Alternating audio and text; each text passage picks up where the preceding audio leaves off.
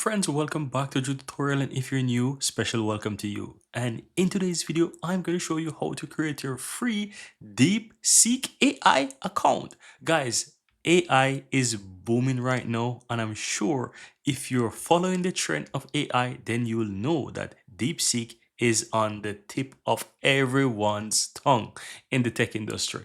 So all you have to do, guys, head over to your browser and go ahead and type in deepseek.com. That's all you have to do. And you'll be taken over to the official website of DeepSeek. And here you will see right here that it shows you two options. You can get the app and you can start now by simply creating an account. It's free. So just simply click on start now and you will get this little window here that asks you to basically create your account. And you can easily do it. If you have a Gmail account, simply sign in with your Gmail by clicking that, selecting your email address, and you will have the option to continue and sign right into this DeepSeek AI. And look at that beautiful AI. So how does it work, guys? You can see right here in the middle, you can simply type with this chat and ask it whatever you want. And trust me, you'll be fascinated by some of the responses that you will get.